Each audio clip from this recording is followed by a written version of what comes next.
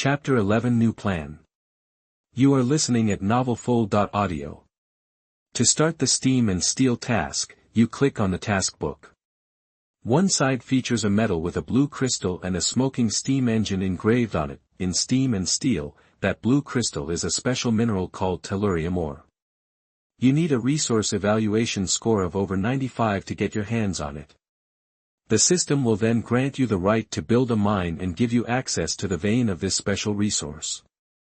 As your civilization grows, so will this resource. Think crystal or in StarCraft, Tiberium in Life and Conquest, or Skaven Dimension Stone in Warhammer. That's the kind of resource we're talking about. It unlocks a totally unique development path. This is a signature element of A-level, expert, and X-level, unknown, scenarios.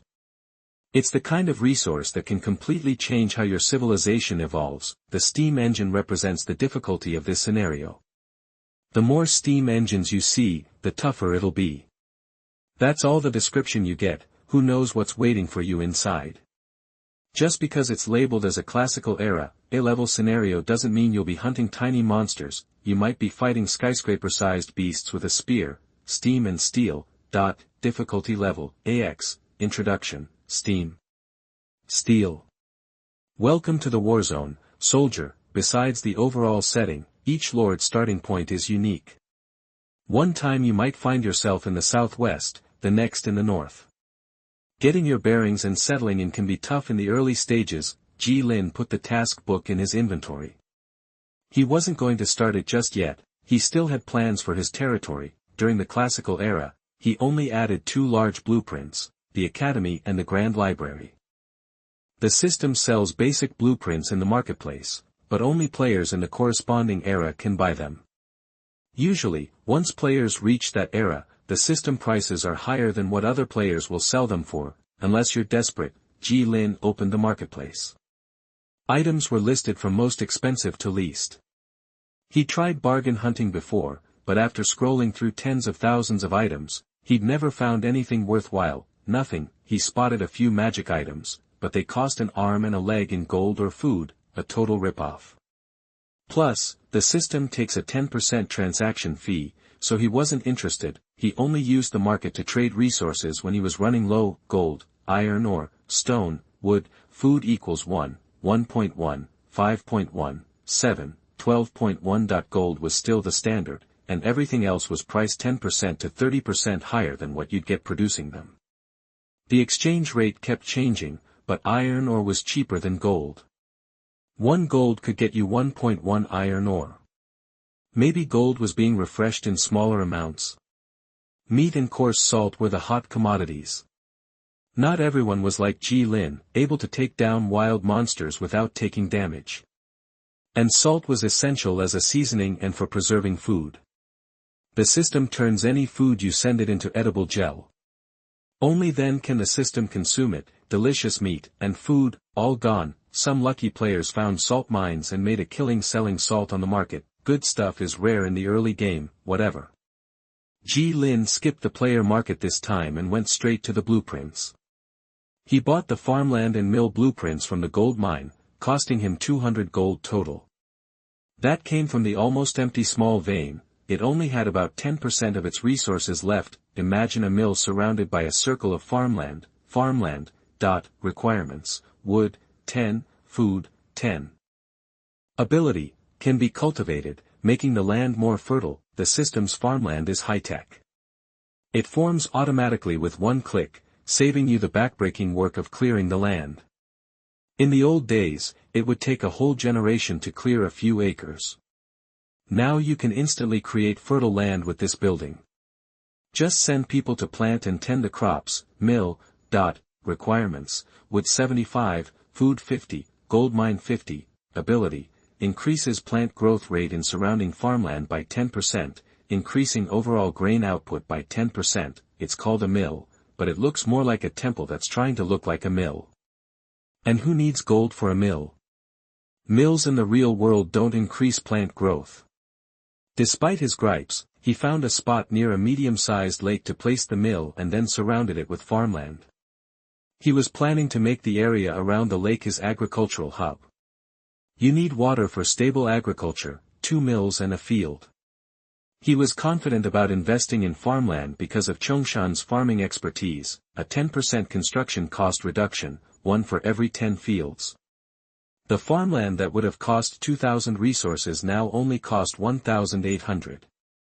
The mill benefits from that bonus too, helping him produce some gold. He's out of gold now. After claiming those buildings, he waited for the resources to arrive before starting construction. The berries from the medium-sized berry forest should last until his first batch of farmland produces grain, hopefully. He waved at Changhan, who was cleaning up the goblin corpses outside, and walked back to his room alone.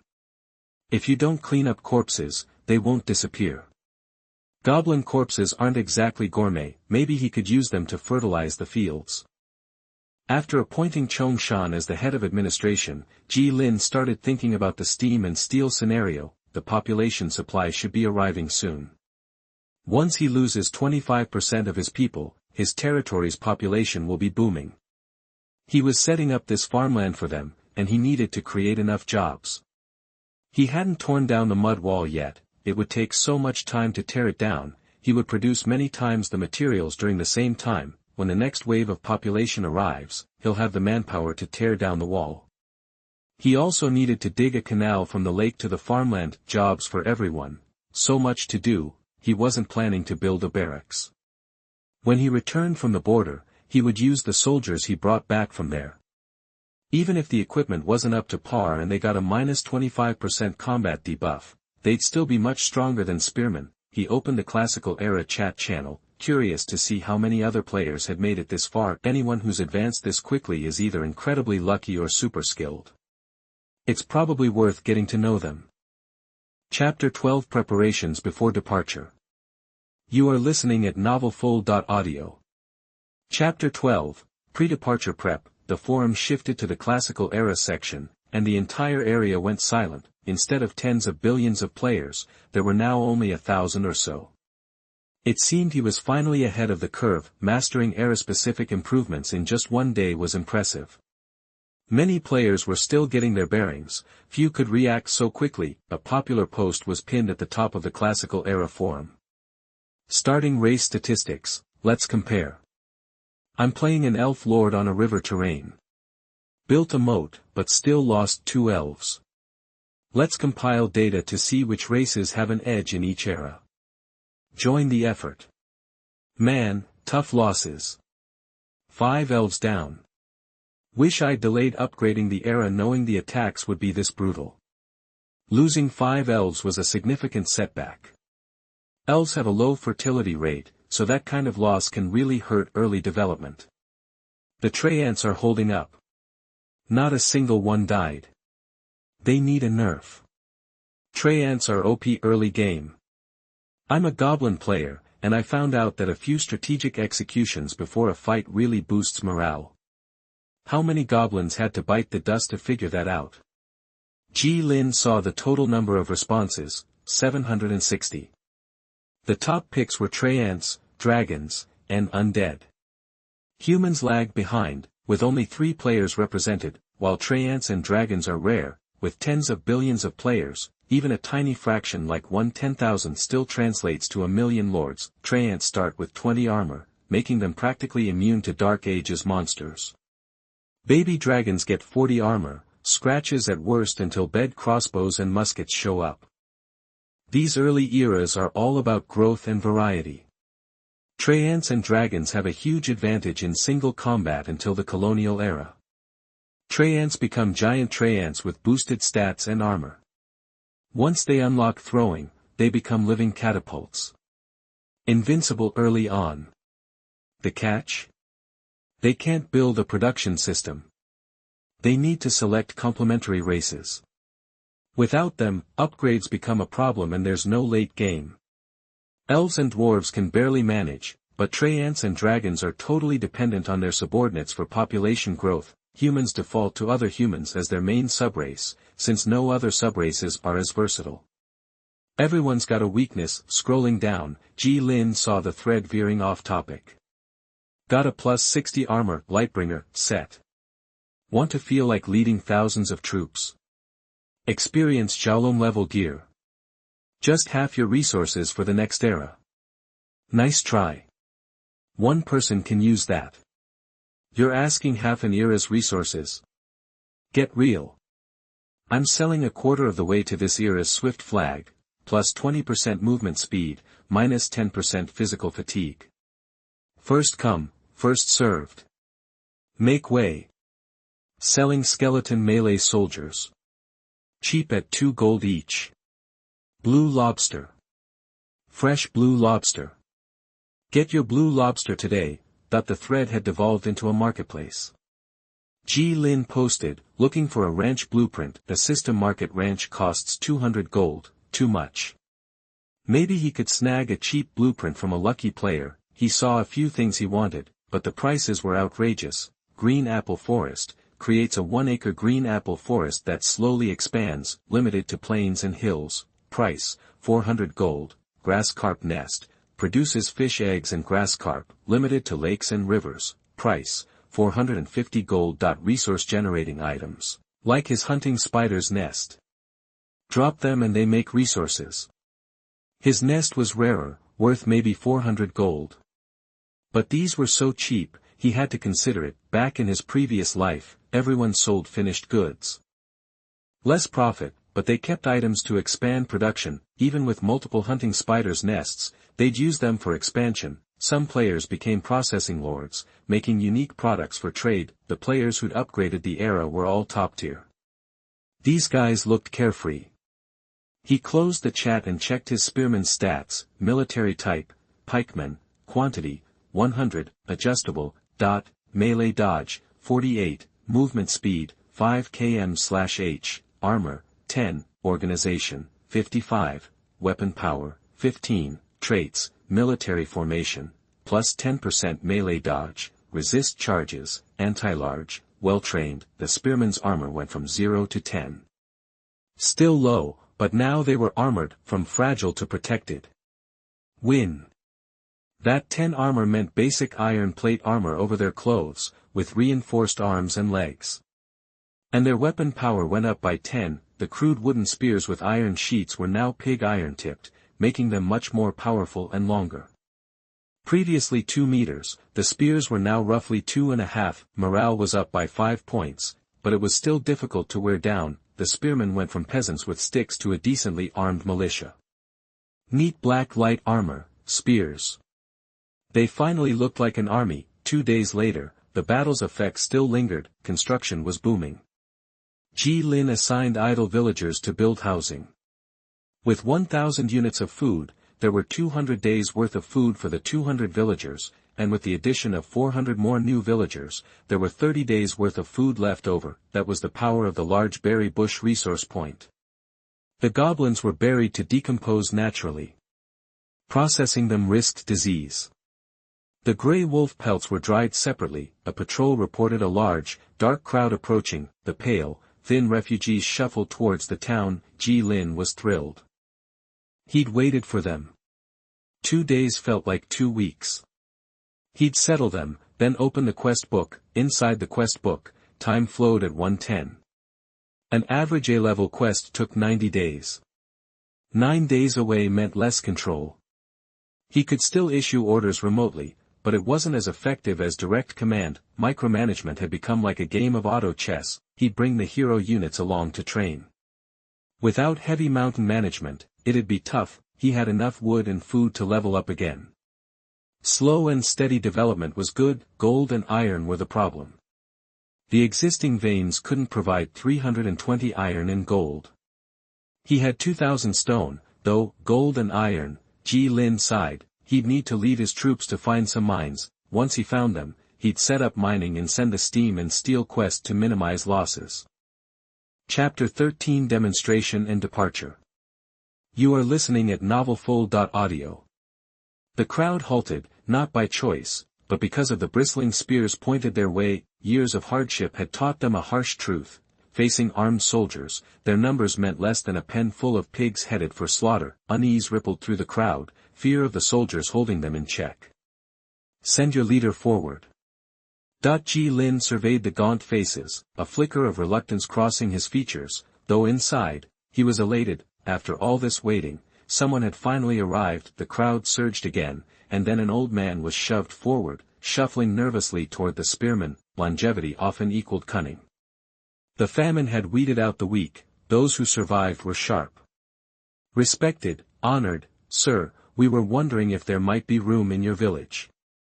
The old man strained to pack every ounce of humility and respect he knew into his words. Ji Lin immediately checked his stats. Li Lilang, Affairs Officer, Level 2, Traits, War-Torn, Loyalty plus 10, Level 2 was decent, but the trait was weak.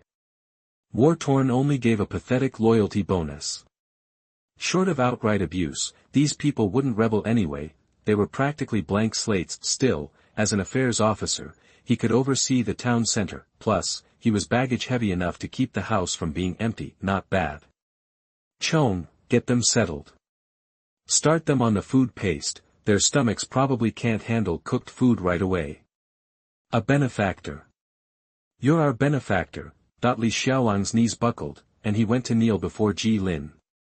To them, they'd found a savior willing to take in hundreds of refugees, offer them food, and provide shelter.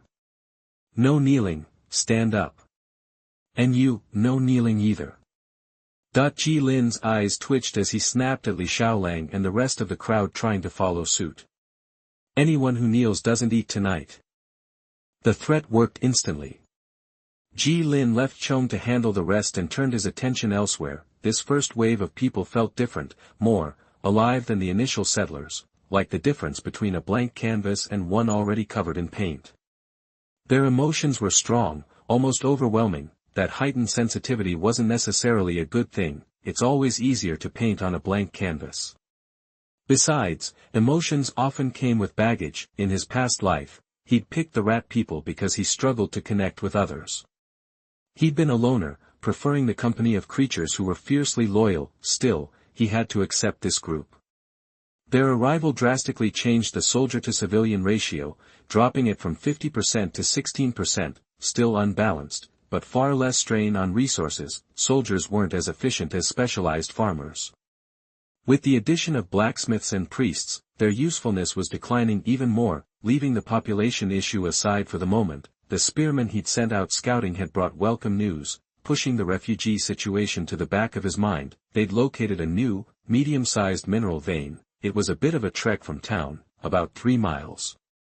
Ji Lin decided to check it out before dawn to see what kind of monsters he'd be dealing with. Resources, mixed gold and iron vein, rich or medium-sized. Reserves, stone, 1,000 iron ore, 2,000 gold, 2,000. Production, 50 stones/day, 12 gold or/day, 12 iron or/day. Development, mining field, capacity, 50 people. Introduction. A mixed mineral vein composed of gold and iron ore, with a large amount of stone. The description sounded promising, but the guards, not so much. He surveyed the group of skeleton warriors patrolling the mine, nothing but bones brandishing various weapons. He was starting to think this was a haunted gold mine. Name, skeleton warrior, type, undead, classical age, quantity, 160, armor strength, 5, melee defense, 25.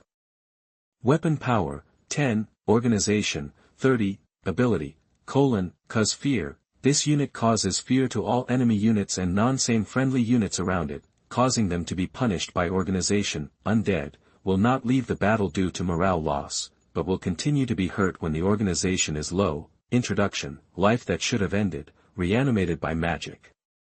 Not exactly model workers, but dedicated. Skeletons may have no armor and can't dodge, but with 5 points of armor strength and up to 40 points of dodge, it's hard to make them stay down. Someone clever pointed out the reason. Look at all the gaps. You couldn't do any damage poking them with regular weapons. Dodge, passive, it's a joke, but the consensus is skeletons are difficult to fight. Swords and spears aren't effective. Blunt weapons work best, but those are useless against other monsters. So people don't bother making them. Long-range attacks barely scratch the bone. Chopping doesn't stop them unless you pulverize the skeleton, and they'll chop you right back. Not worth it. They counter the piercing attacks of spearmen. Taking down 160 skeletons with conventional tactics was tough. The solution, however, was simple. Traps. In his past life, some were stuck in a game mindset. combat was a head-on brawl. They only learned a better way after taking huge losses. After scoping out the terrain, Ji Lin mobilized 50 villagers to dig a pit on the spot, 30 meters long, half a meter wide, 2 meters deep. Then he filled it with wood, set it ablaze, and let the flames do the rest. All it cost was the resources wasted moving villagers. He could more than make up for that once the mine was his. Skeletons lacked the cunning of grey wolves or the agility of spider-hunting beasts. They were semi-automatic puppets, marching mindlessly into the inferno. He had to oversee the operation himself. Otherwise, the infantry would charge headfirst into the skeletons and suffer heavy casualties. His familiarity with the unit was his advantage. It was a wisdom gained from the blood of predecessors. Watching the skeleton army crumble in the flames, Ji Lin grabbed a spear and smashed the struggling skulls to pieces. He used to be scared of these skeletons. Now, he just thought they were too damn tough. An idea sparked in his mind. He decided to bring hundreds of people to watch the extermination. Why?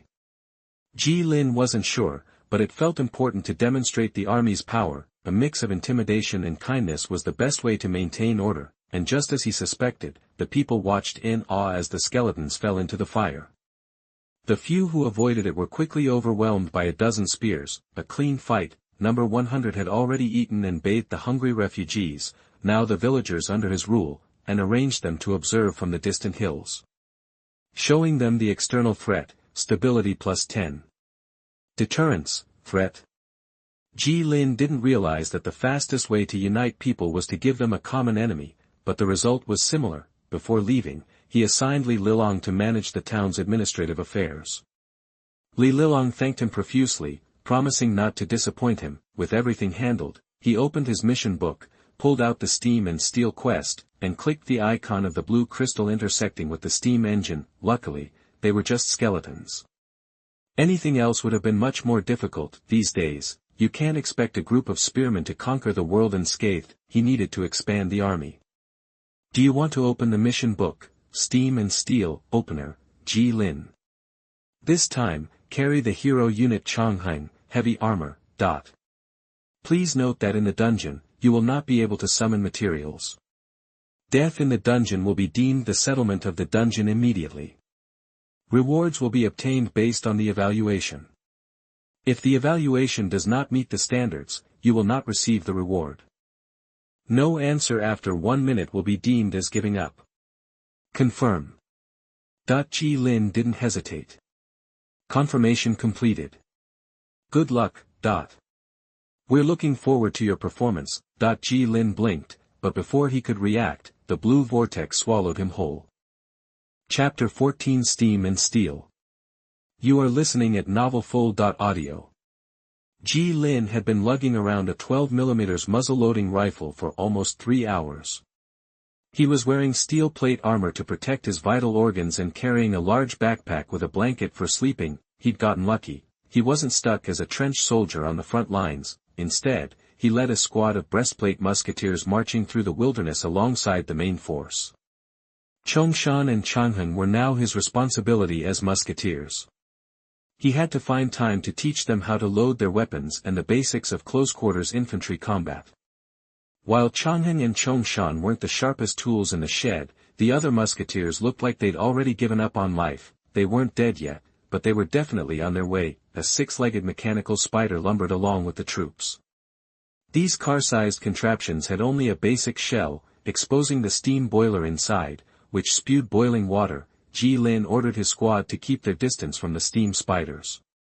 It wasn't being dramatic. He'd personally witnessed several guys in the next squad get injured and burned by the superheated steam. There were 6 of these spiders, each flanking a squad of musketeers, moving forward on their mechanical legs. These steam spiders weren't so much protecting the troops as they were preventing them from running away. Yesterday, the commanding officer had shot another deserter, leaving the body out in the open for everyone to see. From the tactical manual, Ji Lin gathered that these mechanical spiders were supposed to function as the expeditionary force's version of cavalry. The manual also stated that they weren't the primary target.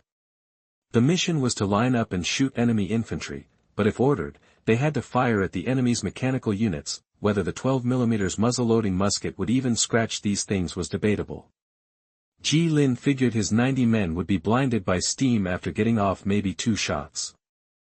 Ji Lin skimmed the tactical manual, ignoring the classical military jargon, and concluded he was just waiting to die. All he could do was hope one of these things didn't charge at him. Vika musketeers number 90 melee defense 40 movement speed 3 mph armor strength 25 ammo capacity 20 weapon range 650 feet weapon power 45 features military formation cannon fodder, armor-piercing incendiary rounds. Vika musketeers use special incendiary rounds to penetrate armor, plus 10 armor-piercing, slow firing, weapons using crystal or powder overheat easily, requiring a cooldown period before reloading.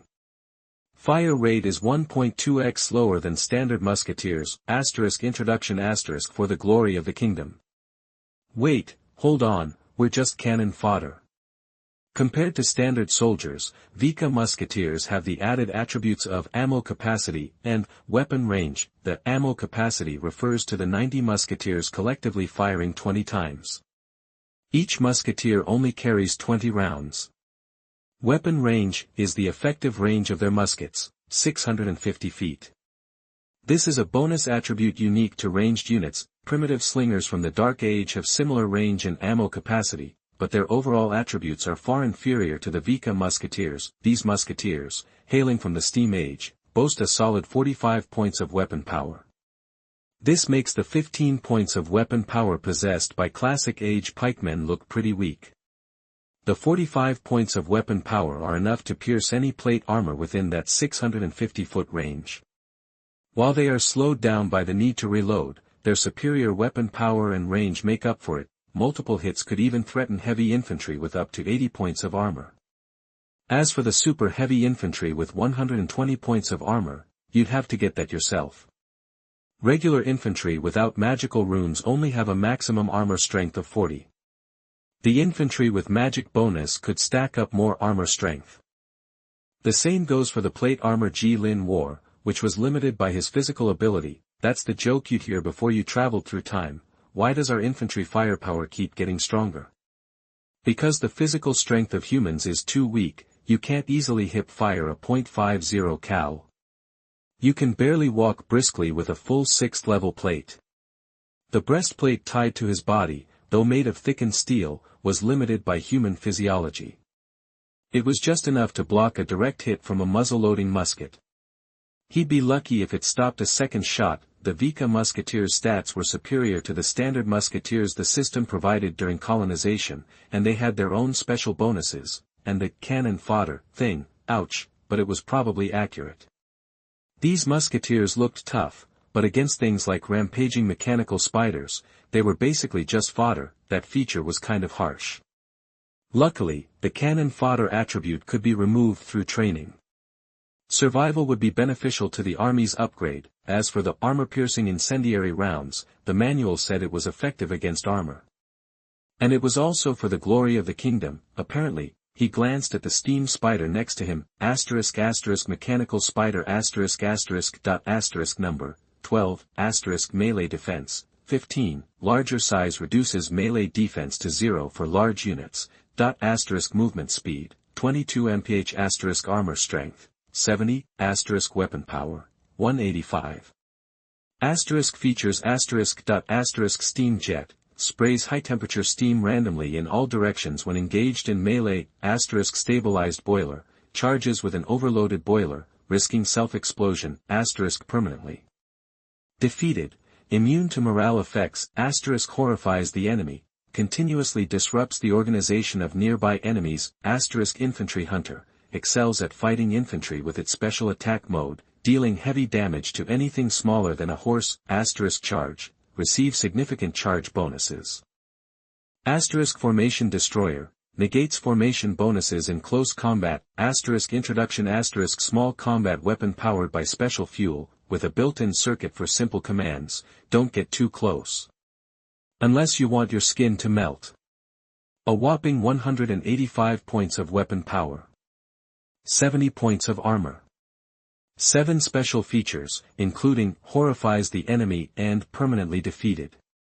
Combine those, and these things become walking harvesters when they charge into an enemy formation. Oh, this is gonna be good. Compared to the Vika musketeers, the mechanical spiders were just better across the board, Ji Lin sighed. How could he get one of these things under his command? If he took it back, he could at least have some fun here. A team of 12 mechanical spiders was a charging cavalry that would be unstoppable on the battlefield. It was difficult for anything to stop their charging momentum. Just thinking about fighting these things made him cringe. The effective counter-armor bit in the tactical manual was clearly a lie. Kingdom glory, yeah, right.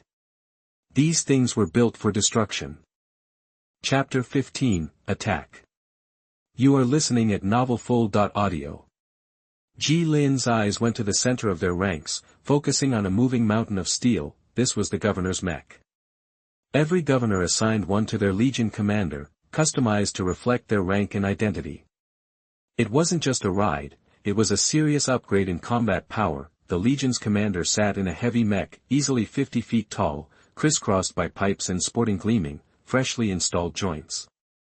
Twin 120mm rotary cannons were mounted on either side, and a clear cockpit hung protected in front. Name, Governor Mech, Mountain, Quantity, 1, Melee Defense, 0, Movement Speed, 6 mph, Armor Strength, 210, Weapon Range, 630 yards, Weapon Power, 560, Features, Anti-armor rounds, can load armor-piercing rounds, Damage Dealer. Excellent damage output, Crush, due to its size, can crush smaller units. Supervisor, acts as a military supervisor, boosting morale/organization of all units by 4. And significantly reducing the army's breaking point. Heavy armor, extremely durable, if enemy weapons can't penetrate it, enemy morale drops by 50% and friendly troops gain +8 morale/organization. Introduction, by order of the governor, advance. Always advance. A weapon power of 560 and an armor strength of 210, these stats screamed game changer on the battlefield. The twin rotary cannons mounted high allowed it to exploit its height advantage, raining large caliber shells on fixed targets. It was basically a mobile turret with legs. Back in the modern day, this tin can would have a lower survival rate than some dude squatting in a trench with infantry. The best leaders avoid sticking out, but the weaponry of this era hadn't caught up. Commanders could become symbols of their legions, piloting steampunk mechs and overseeing their troops. If they had a choice, nobody would want to be a musketeer captain here. The brief pause was over. Ji Lin stared at the sky. 2 black spots were heading straight for their long column, definitely not birds. No bird flies in a straight line. The shells were slow enough that Ji Lin could track their paths. He could tell they weren't landing nearby.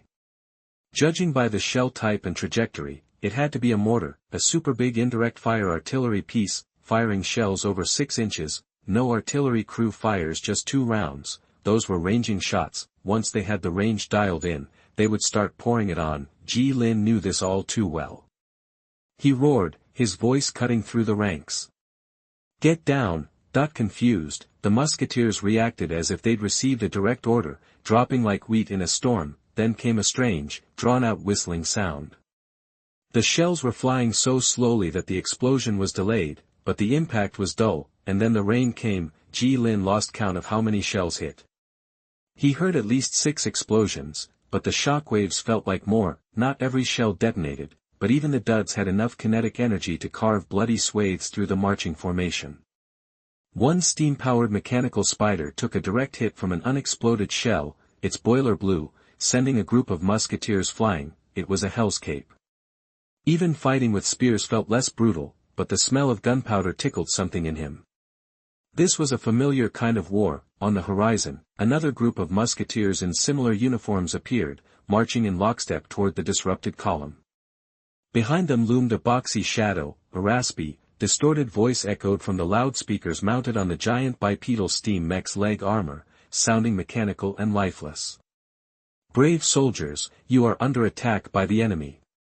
Despite the rasp, the message was clear. They needed to get up and fight back against the approaching enemy, maintain formation under artillery fire. You gotta be shitting me. Once again on the battlefield, reality was showing its ugly side. What a fucked up world, his gut screamed at him to run. An officer who turned to flee was struck by a high-caliber round, half his body ripped apart and dissolving into the mud. The damn supervision team was shooting toward the enemy infantry while keeping an eye on them. The governor's mech's rotary cannons began to roar, each 120mm weapon spitting shells toward the advancing infantry line. One round hit the ground near the governor's mech, revealing the exposed steel frame at the feet. This simple structure was a demonstration of brute power, but also provided immense strength. The initial bombardment seemed to have adjusted the target, and more shells started falling near the governor's mech. But the accuracy was terrible, only 1 out of 15 rounds hit directly, and 2 were close. Now he saw it clearly, only 3 out of 15 shells detonated. And the one that actually hit the governor's mech was a dud. Wasn't proximity fuse tech supposed to be more advanced? 15 rounds, so the enemy had triple the number of guns. Another shell that fell near the governor's mech landed right in the center of a team of Vika musketeers. This time, they weren't so lucky. The mortar shell exploded. With modern explosives, there wouldn't be much left of the team, but in this era, the shockwave only took out half the men. The mechanical spiders were already scuttling across the battlefield on their 6 legs. Ji Lin couldn't fathom how those delicate mechanisms could withstand the chaos.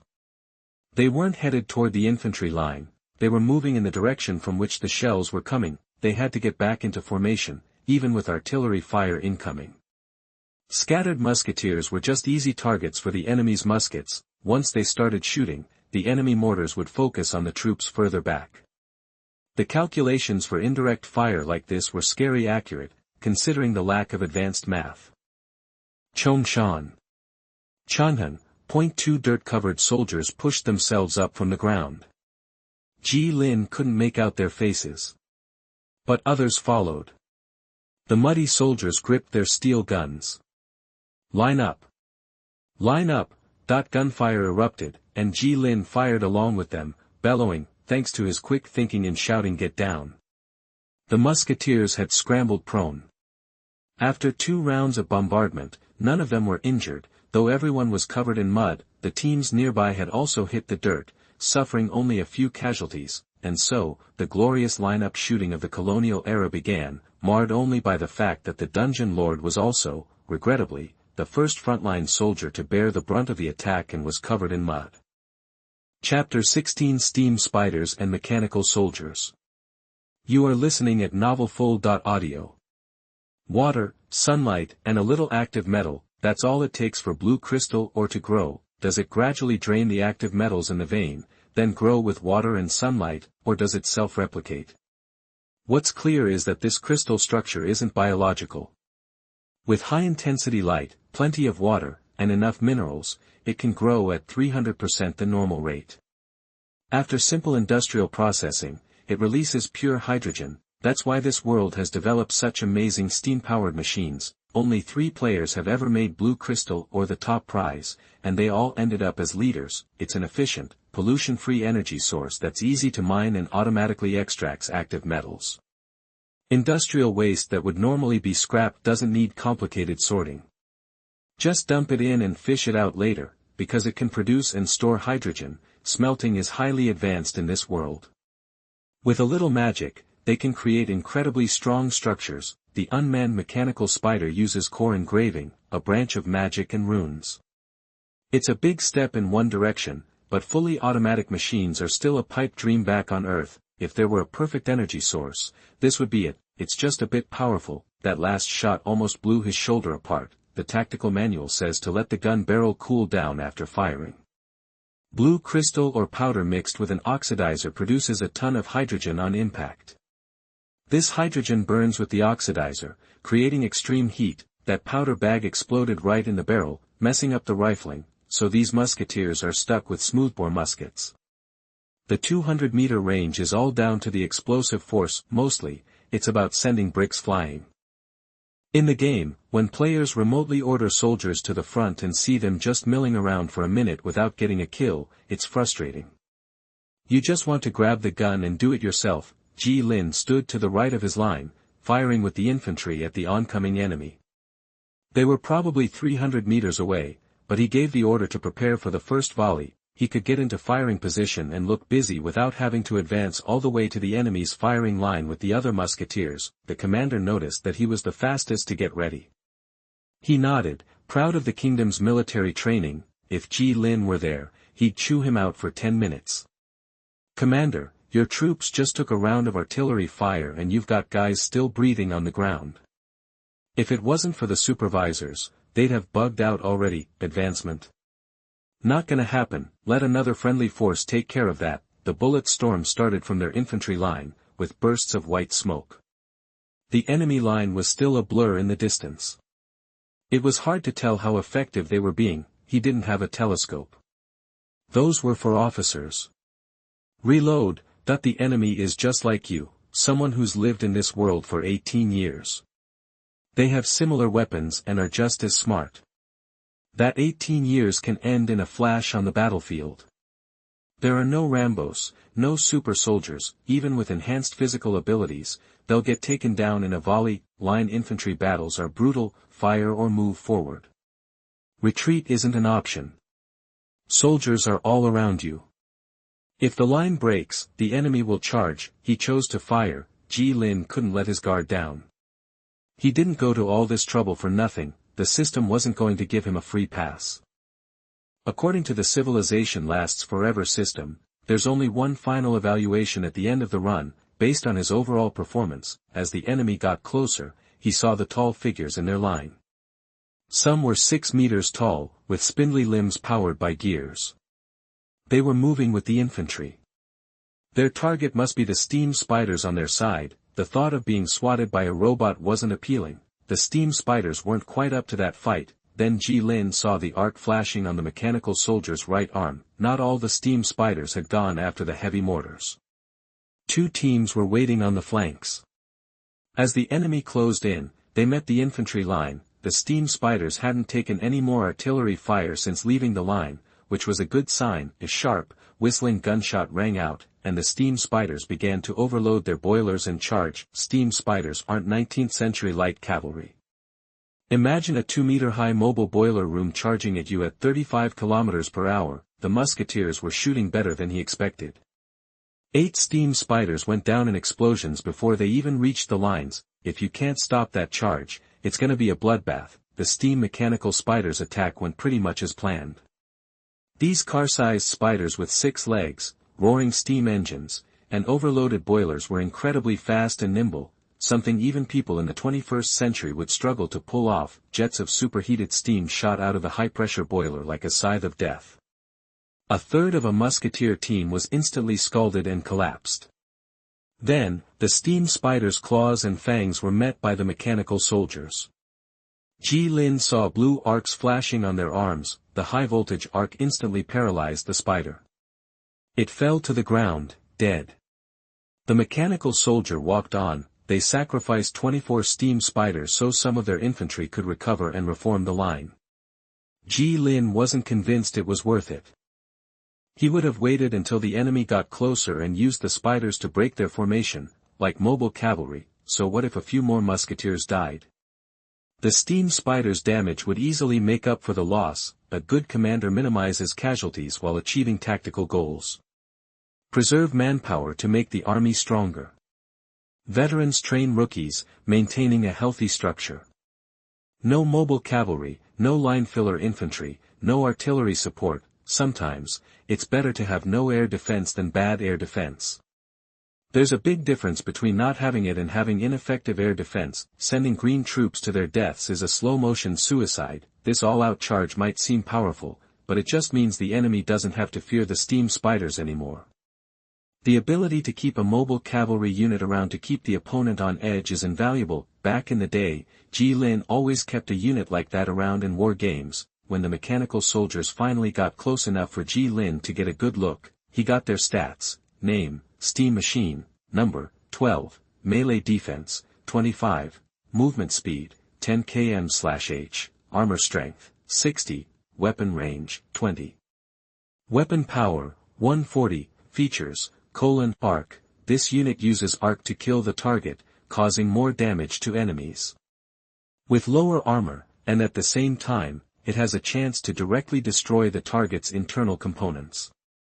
The lower the armor, the stronger the penetration ability. Crossing, this unit can walk in the center of small units with a body smaller than or equal to that of a horse, without being penalized by speed. Never defeat, this unit will not be affected by morale/organization gains and losses. Encouragement, the presence of this unit will increase the organization of units within the radius. Morale +4, precision transmission, the shooting accuracy of this unit is improved, but the damage tolerance is reduced. Introduction, Zha-, be careful, arcs hurt people. Chapter 17 New Artillery Commander, Second Update. You are listening at novelfull.audio. The battle was mediocre. After their commander sent the steam spiders packing, the line infantry and the governor mecha mopped up the remaining mechanical soldiers. It was like playing the first level of a video game. Ji Lin later learned that the sneak attack force numbered only 1,000. In that kind of straight-line shooting, even basic training meant anyone could get a kill. When tactics went out the window, sheer numbers won. Ji Lin walked past the wreckage of a fallen steam spider. Its body was riddled with holes, its front armor shredded by concentrated fire. The bullet storm had torn through the plating and embedded itself in the internal gears. Multiple musketeer squads could create overlapping barrages by firing simultaneously, using volume to overcome weak individual firepower. Impressive, brutal. Ji Lin suddenly understood why this linear infantry formation was being used. A skirmish line wouldn't be able to take down these steam machines without overwhelming firepower. Regular infantry didn't get specialized anti-armor options like rocket launchers until the Industrial Age. Trying to stop steam spiders with a scattered line would be suicide. They'd just plow right through. The solution was concentrated firepower. In this world, they had to pack soldiers with large-caliber rifles into a formation to launch multiple volleys and cripple or destroy the charging steam machines. There wasn't any towed anti-tank artillery yet, but the 2 revolver cannons on the governor's mecha were kind of similar. They suffered from poor air seal, which hurt range and accuracy, but they were still 120mm cannons. It's weird, though. They can't build artillery, so why are they decentralized? The only artillery in the whole army is on the governor's mecha. If infantry had direct fire artillery, it'd be effective against steam spiders and mechanical soldiers. Time moved forward. Ji Lin's unit approached the steam mortars. This was by choice. He was curious about seeing them. He never even saw one when he ran the steam and steel dungeon in his previous life. It was too hard and a waste of resources, so he never tried it again. The steam artillery was positioned further up than he thought. Their high-arcing trajectory could ignore the rough terrain and hit targets directly.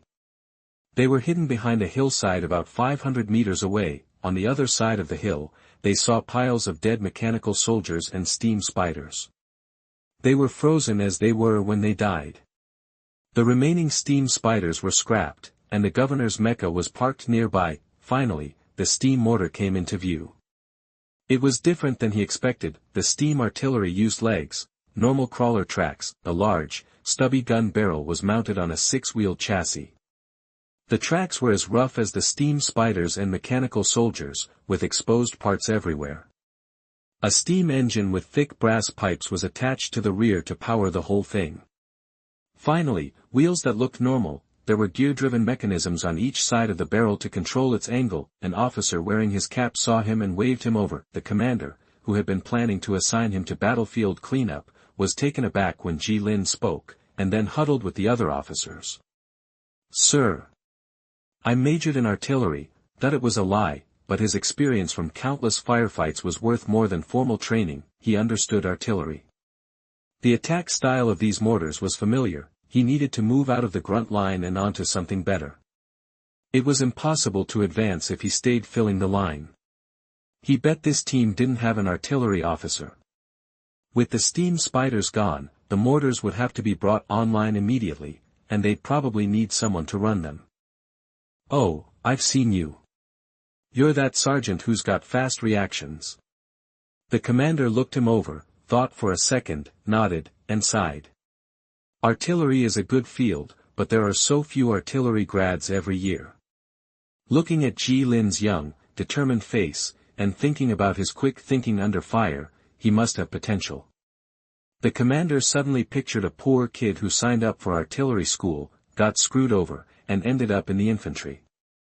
He couldn't help but shake his head. Yes, sir. I completed basic artillery training. No matter what the commander was imagining, Ji Lin stood at attention, tightened his face, and shouted. Give it a try. The commander pointed to a steam mortar that looked intact. The other officers stepped aside. Soon, the soldiers clearing the battlefield dragged the spoils around the wreckage of a mechanical soldier. They left a steel skeleton standing in a pile of meat and guts. That was Ji Lin's target. The steam mortar normally used mechanical soldiers to load ammunition, but they were all dead. Now they had to use musketeers to haul powder bags and projectiles, which slowed everything down. The officers stood behind him, and Ji Lin's spine was chilled and he was sweating. He was flipping through the corpse on the ground to find his notebook, which was the corpse of the enemy artillery commander. Charge packs and range data were recorded in the notebook. As for measuring distance, an experienced artillery officer could estimate it at a glance. It was like a general who could instantly spot the machine gun position in a cafe that could lock down a whole street. The loading process was complicated, but mortar rounds of nearly 300 mm required 2 or 3 soldiers to lift and load. Choose 3 real cannonballs. Although the steam mortar suffered little damage, the shells were scattered all over the place. The dull thumps of the cannon fired echoed, firing 3 times. The firing range was 450 meters. One of the 3 rounds hit the target. The furthest one missed by 10 meters. The one that hit had obliterated the target. It seems the Kingdom Military Academy can educate excellent artillerymen. After a long pause, the commander and the officers all nodded in approval. He'd done it, although Ri thought so. Ji Lin tried his best to look serious. What's your name? Second Lieutenant Ji Lin, Musket Regiment. Very good, Second Lieutenant Ji Lin, you're the temporary artillery commander. The commander patted on the shoulder with a knowing look. Even though was much older than Ji Lin, nobles, even without much combat experience, could still sit in command. They didn't play any role in previous battles, and their tactics were F2A. This might be a golden opportunity for, from the outside, the barrels and loading mechanisms of these steam mortars looked fine. Most of the damage was concentrated on the steam engines. It only required a replacement of the steam engine and gear transmission mechanism. The soldiers were dragging a half-dead figure away from a steam mortar. These bloody figures were everywhere. It was the aftermath of being sprayed with scalding water and steam from the steam spiders. Before dying, he tried to blow up the steam tank but was killed by a blast of steam. How many can you repair? Sir, I can guarantee it, with some difficulties. He could see that these steam mortars appeared undamaged and still somewhat functional. The specific situation would need a detailed analysis. Go, take a few infantry squads, and get the mechanics over here. The commander nodded, said something to the adjutant, then turned to Ji Lin. Before we fell back, I saw these steam cannons moving. It was fate. Chapter 18 Cleaning Up the Battlefield. You are listening at novelfull.audio. Chapter 18 Battlefield Sweep. There were 5 steam mortars in total, matching the 5 projectiles they'd found. Ji Lin was leading a team to scavenge usable steam engines from the battlefield to replace the ones on the mortars. Compatibility didn't matter, they just needed something that worked. The mechanic and his musketeers were busy dismantling any parts that could be salvaged and trying to adapt them to the mortar engines. After these emergency repairs, only 8 steam mortars were operational.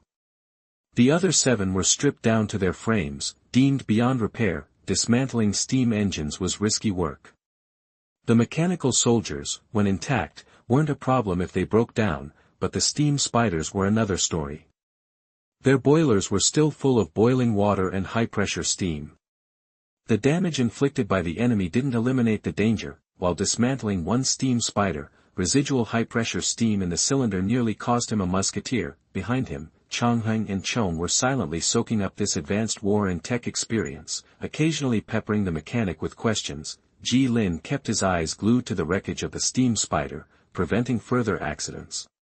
He requested reinforcements to bring his musket team and the one whose non-coms had Died up to 180 men. Since these infantrymen were used to following his orders, they'd be more responsive to his command than unfamiliar soldiers. Being artillery guards meant avoiding the front lines, which earned them envious glances from their comrades. Of course, Lin didn't have complete control over the mortars.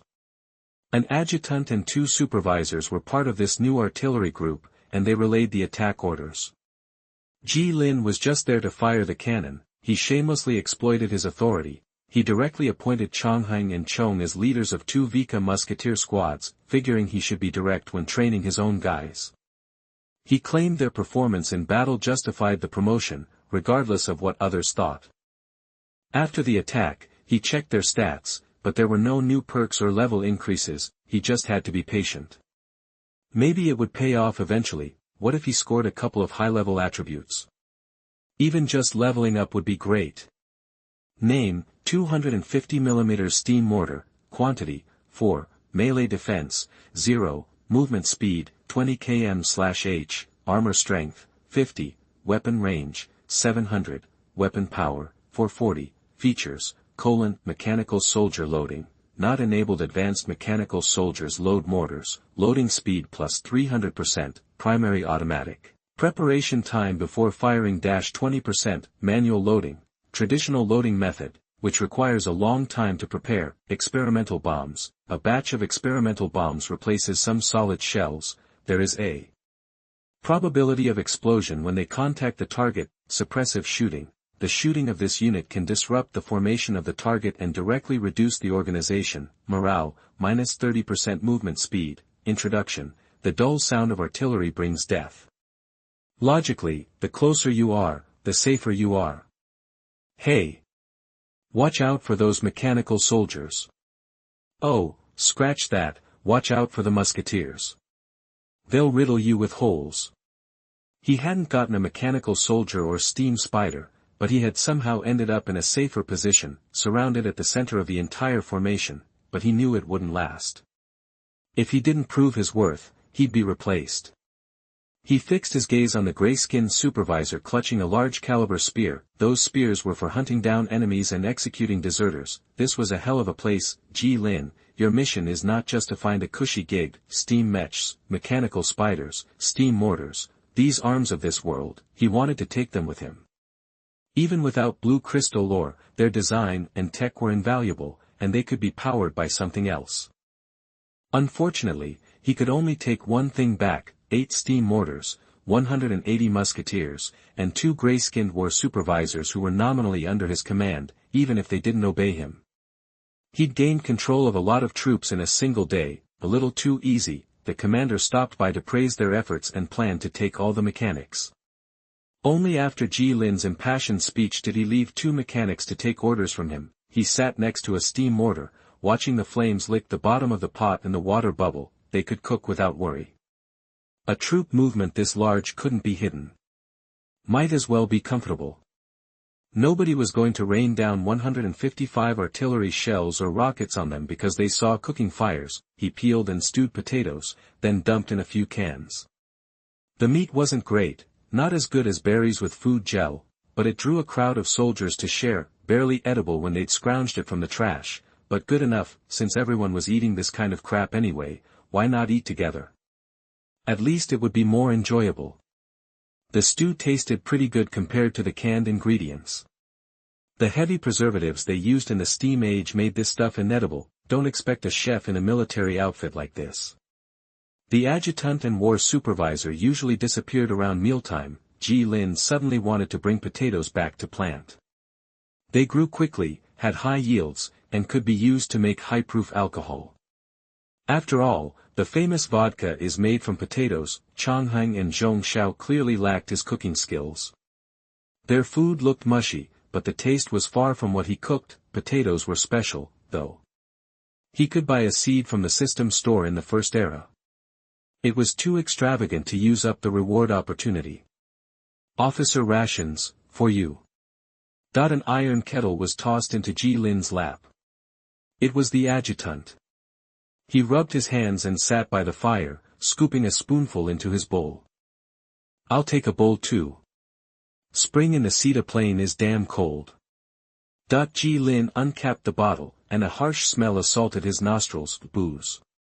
High-proof booze, it lacked the smoothness of low-alcohol wine and reeked of raw, potent liquor. It was so strong it made him dizzy, like he was finally accepting this reality, virtual sinking syndrome. People treated these copies like entertainment, entering them endlessly, ignoring reality, and killing time in the territory.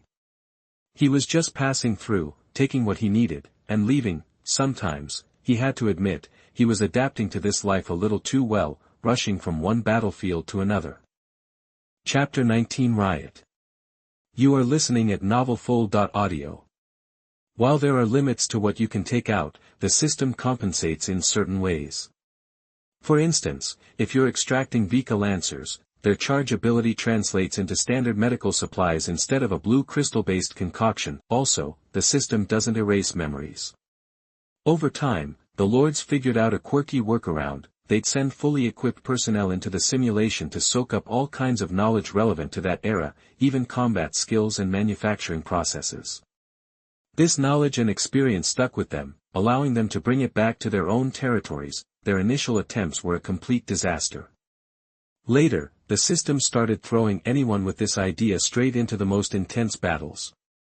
Only after 99% of them died would the area be open for further exploration, but the idea persisted, and the system didn't ban it. Basically, with a little ingenuity, you can usually find a way. The simulations are so rich that Lords sometimes get the illusion that they're real. They feel like a slice of a real world. Each entry can branch into an infinite number of paths. Once you reach the end of the slice and click, the simulation ends, and you receive a final evaluation. So, what are we really being tested on? Ji Lin guessed it's the variables we introduce into the simulation. The bigger the variables, the better our final evaluation. Like Yu Fei holding off the Qin dynasty, Napoleon winning at Waterloo, or Britain succeeding in the War of Independence. It's all about taking initiative and shaking things up. Every moment in history hinges on a pivotal point, changing the course of events. In Steam and Steel, how many of those pivotal points can we exploit? The Battle of the Sita Plain. The Sita Plain connects the countries of Mia and Vika. It's a wide open area with only a few hills and ridges. This makes supply lines a major vulnerability. Mia and Vika are rivals, with frequent border clashes triggered by the discovery of a rich blue crystal or deposit in the disputed zone. The steam engine revolution, fueled by blue crystal mines, led to the rise of the commercial city-state of Sita on the plain, supported by numerous mineral deposits. A network of settlements sprang up around it, creating a new, critical issue. Capturing Sita would provide frontline supplies and a stranglehold on the enemy. Sita claims neutrality, but Mia and Vika each fear the other will seize it. Vika decided to strike first. When Vika's advance team attacked the industrial city, they were bombarded by Sita's cannons. The governor's mech was destroyed, and the advance team, lacking siege capabilities, failed to take the city, forcing the main army to send reinforcements. By the time Vika's follow-up forces arrived, they had lost their initial advantage. As the Mia army arrived simultaneously, many believe Vika's defeat on the plain and heavy casualties directly led to its later decline, but Ji Lin, who fought in that battle, saw it more clearly. The real reason for the defeat, the Sita city-state intercepted Vika's advancing team, and the commander ordered a pointless steam spider charge, losing valuable siege units and forcing them to rely on light infantry and a single governor mech. And the captured steam guns became useless scrap because they had no qualified artillery commander to lead them. They won a battle, but lost the war. What an irony. I don't know much about steam and steel, but I remember the basics. It was a popular topic once. Now, fragments of information are coalescing in my mind, and the picture is taking shape as I experience the simulation. Who can be sure you'll remember everything from a simulation? After sorting things out, Ji Lin had a plan. He lay down next to the steam mortar. The smell of steel mixed with engine oil wasn't so bad. There was a faint scent of blood in the air, because people had died here just half a day ago. A lot of people died. I'm not afraid of ghosts. It's not like I haven't fought spirit troops before. Those with high physical resistance are afraid of plasma such as flames, but it's still an uncomfortable environment. It's not contradictory to not be afraid of discomfort, but relying on the steam mortar can make me feel relieved. That giant cannon, needs to be guarded. I need to stay away from the governor's mech. It's a giant target, so it's going to be the focus of the attack. If I want to survive, I need to avoid that thing. A counterattack with the cannon is too hard. If there was an artillery battalion with artillery with a range of more than 2 kilometers, you may try to suppress it in advance, but this is a mortar with a notoriously short range, with an effective range of only 600. Stacking more powder can increase the range, but you're likely to damage the barrel and render it useless. Even if you're unscrupulous, you can just as easily put explosives in a gasoline barrel and bury it in the ground, and use it as a disposable mortar. Time to sleep. We've got a long march ahead of us. Sita's troops are going to intercept us at the exit of the plain. At our current speed, that'll take at least 5 days. In the daytime battle, in addition to seizing the steam mortar, the Vika advance team captured a lot of Sita troops. There are a large number of mercenaries among these Sita infantry, which seems to be a temporary corps. These prisoners were not executed. The commander planned to attack Sita together. The commander will use these prisoners to disrupt the opponent's formation. While this commander lacks tactical brilliance, Ji Lin can't match his ruthlessness. This style of colonial warfare, turning soldiers into bloodthirsty wolves, isn't his thing. Of course, cultivating a savage army that burns, kills and loots has always been a hot topic among the lords, and when it develops, individualism will be rampant. Such an army is often less effective in combat, prone to scattering in large-scale battles, and easily turns into a disunited mess. If the army, navy, and air force do not trip up the opponent, they are considered to have extremely high quality, and the battle depends entirely on training, technical experience and hard resistance. The lord who focuses on large-scale legion battles needs a disciplined army, a well-trained and experienced army. A weapon costing $10 billion can change a battle. But $10 billion weapons costing $1 will determine a war. The rats that used to lead relied on guns to make them abide by military discipline, and the training time was 10% longer than others. Just training people was numb. Ji Lin has an almost old-fashioned obsession with military discipline, and he himself can't explain why. The commander's going to die under artillery fire on the day of the attack, and the prisoners will be held until then. Before they could fall asleep, a commotion broke out in the distance, and someone shouted. "What's all the yelling about?" That he put on his military cap and walked toward the noise. It was coming from where the prisoners were being held. Window, _Tabula equals window, _Tabula dot push, mode, thumbs, feed, 01, container, Tabula, below, article, thumbnail, 300x250, placement, below article thumbnail, 300 by 250, target _type, mix. Chapter 20 The Young Rebel Leader. You are listening at novelfull.audio. It was more like they were being contained than detained, with a handful of soldiers keeping watch. The war supervisor didn't bother with personal guard duty that night.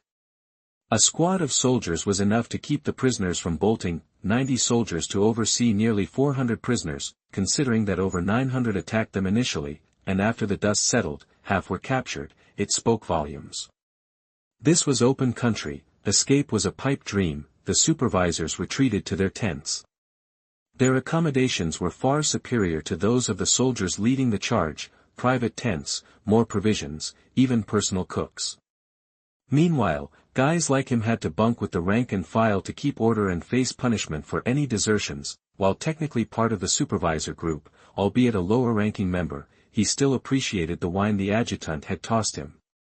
Not used to hard liquor, he tucked it into his belt. A crowd had already gathered near the prisoner pen, and he had to shove his way through. A slight figure stood facing the prisoners. A dozen or so disarmed and armorless soldiers sprawled nearby. "Sir," not seeing him, the figure snapped to attention and saluted. Ji Lin's eyes settled on her. Light blonde hair, a gray uniform, and a youthful face smudged with dirt. She was one of his soldiers. After all, she fought, and she didn't lose. And she didn't lose. She'd single-handedly taken down a dozen guys. She'd definitely be a force to be reckoned with later in life, a true general type. "I was talking to the prisoners when they jumped me, so I fought back." Her eyes were firm. "So, some soldiers tried to rough up the prisoners, and she roughed them up instead." Ji Lin sighed. Where did this kid come from? Still, he had to admit, it was a good job. "All right, don't worry about it. I'll take her back and set her straight." Ji Lin shook his head, pulled the liquor from his belt, and handed it to the sergeant in charge of the guard. The sergeant's eyes lit up, and he snatched it without hesitation. Keep an eye on the boys. No beating the prisoners. The commander's watching, and dead guys are a hassle. Yeah, I know. Everyone's got pent-up aggression after fighting all day. Letting them scrap a little helps blow off steam. We're all going to die anyway, and the brass don't give a damn about us, so letting them vent a little won't hurt. The sergeant muttered, already twisting the cap off the bottle. He carefully poured a capful, tossed it back, and grimaced with pleasure. After a day of combat, the whole squad was on edge, expecting another attack at any moment. Ji Lin knew that no large-scale attacks were coming, but the soldiers didn't. Plus, in keeping with the training tradition of this era, the way to mask the pain of war was to unleash it through violence. High pay plus burning, killing, and looting was the classic remedy to prevent the pain from completely shattering the army's will to fight. There was no Geneva Convention back then. Oh, forgot you don't have to charge like us. Haven't had a chance to congratulate you. Ignoring the sergeant's sarcasm, Ji Lin grabbed the kid's shoulder and pulled her away from the prisoners. Next time, find me first. I'm near the steam mortar. He wanted to change this army, but he didn't have the power. Ji Lin was currently a temporary artillery commander, but there was no problem doing a few good things within his power. The soldier followed him, head down, like a scolded child. Had she said her name before? Ji Lin couldn't quite recall. It seemed to be Jean. He definitely knew that name from somewhere. Didn't sound like a guy's name, more like a woman's. Ji Lin's teeth clenched. He remembered, it seemed like some kind of joke. There was also a person named Jeanne d'Arc in this world. Because her name was exactly the same as Joan of Arc, the lords of the outside world always jokingly called her Joan of Arc when they mentioned her. Joan of Arc was called so many times that he forgot her name. She was here to save this country. No one knew where this Joan of Arc came from. The lords had even compiled a list of high-probability spawn locations. They hunted for her like she was some messiah, hoping to hitch their wagons to her star for a better endgame. She was finally stirring things up in the declining kingdom of Vika, aiming to dismantle the corrupt governor system and restore the once glorious republic. With her incredible charisma, she incited one army after another to rebel, amassing a growing force under the rebel banner, transforming from a thorn in the governor's side into a sword pointed at his heart. But how could flesh and blood defeat steel? The governor's forces, armed with heavy steam mechs, could easily crush any resistance. It was like an era of breech-loading guns without revolution. The governors had proven beyond doubt that absolute violence was still the ultimate authority. Even though the lords showed their talents, only 2 of them succeeded in the end. 2 of them were among the people who got the blue crystal mine. The remaining one was the rebel in Mia next door who overthrew the governors of Mia. It's a pity that none of them wrote a guide about their experiences and released it. As I said, if you find the right idea, you may succeed. Seeing the civil strife in Vika, Mia also wanted to intervene and send this competitor to the grave, and then tragically found that his family was also in civil strife. The civil strife in the 2 kingdoms broke out at a similar time period. That was the second entry point of Steam and Steel, the Civil War, and the time point he entered was the eve of the Civil War. He'd never imagined that the legendary Joan of Arc would be in the first wave attacking Sita, and a wild, tempting idea started brewing, one that might mean scrapping his original plan. But it was worth it. It had to be. Sir, did I do something wrong? Jean, seeing his long silence as he led her away, began to worry. So, the leader of the rebellion was now a soldier in a losing battle. No, nothing. You did great. Ji Lin shook his head, reassuring her. This simple kid didn't seem like someone who could lead a rebellion.